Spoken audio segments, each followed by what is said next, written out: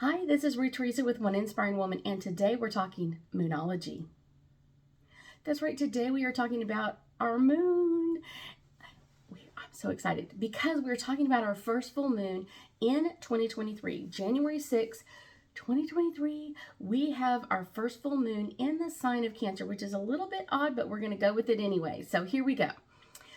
So, really, let's talk about our full moon. Our full moon is always about releasing and letting things go. And kind of like whatever's not working, let's let it go. Let's let it fly with the wind and kind of allow this energy to flow.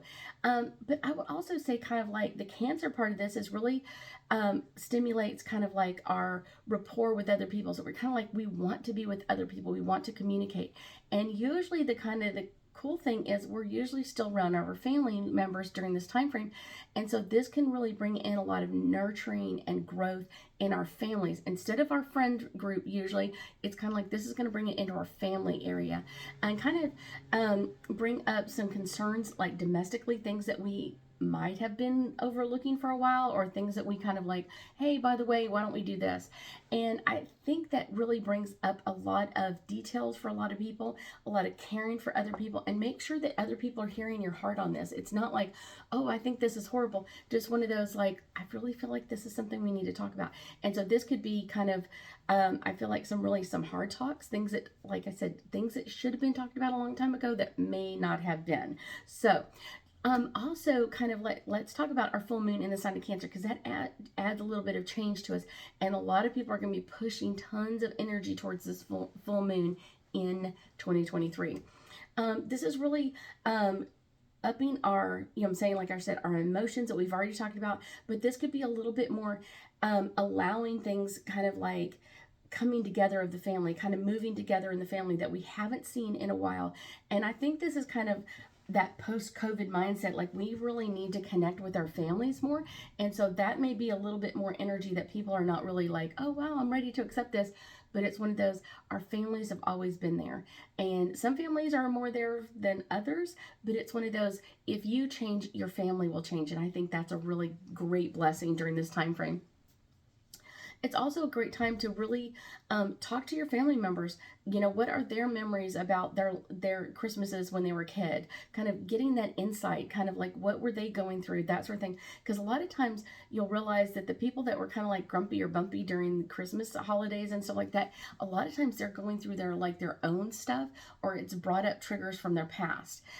This can bring up triggers from like people that aren't there anymore. I remember when my mom was here. I remember when my grandmother was here. I remember when this was happening. So that can be something that people really want to move forward or kind of talk about in some ways, where they didn't really feel like they could do that before. They really feel like that can be something moving into. I will also tell you that kind of moving into making yourself in movement during this time frame. During this time frame is a great time. I know it can be really, really cold outside. Taking a walk, even if it's not that long a walk, take a walk by yourself. If you've got a park nearby, take a walk near the park. Kind of get in motion in some sort of way, and it can also bring you into a much better time frame. But if it's way too cold outside, try doing just a few yoga holds or a deep meditation. Can really get you in the right mindset of this. So let's go back in time a little bit. Way back when the first full moon of any year is considered a wolf moon.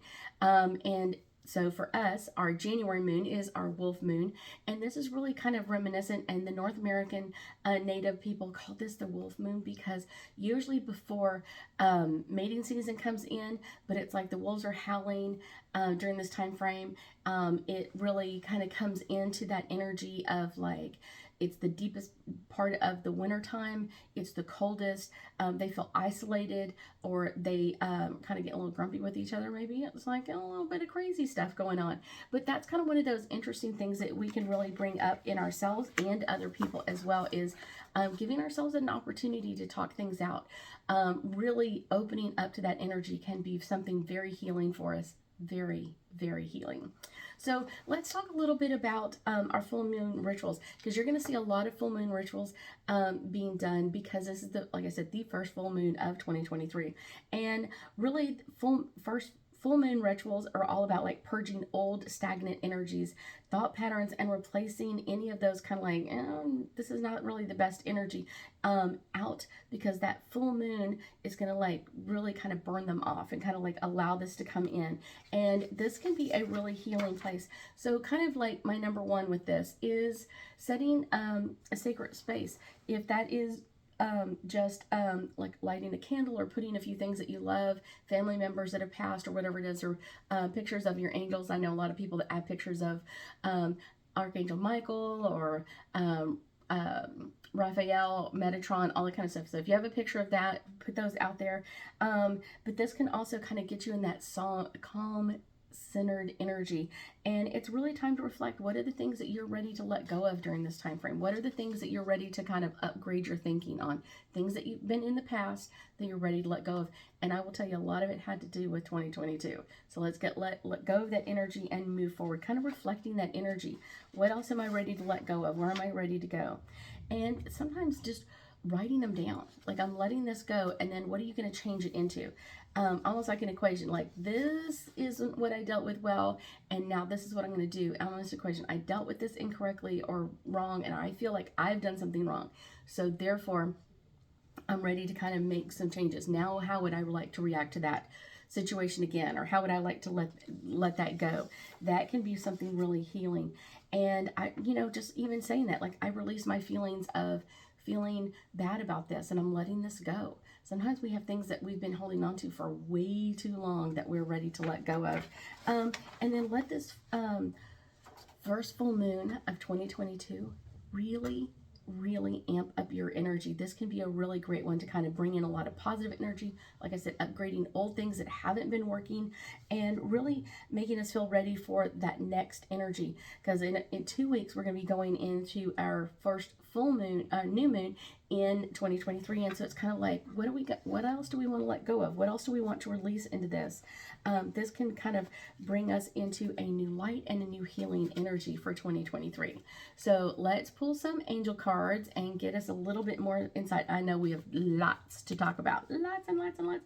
This is our first one pulling up forward. This one is all about healing. Yes, healing. Anything you're ready to let go of is going to be brought back to you in a new healed state, a new energy, a new, oh my gosh, this is ready. This is right where you need to be at that right time. This one is divine guidance. Ask for your angels and guides to divinely show you through this energy, to move you through this energy so you can release, let go, and move into the full power of our full moon. This one is soulmates. If you haven't met your new soulmate in 2023, it may be coming in 2022. It could be coming in 2023.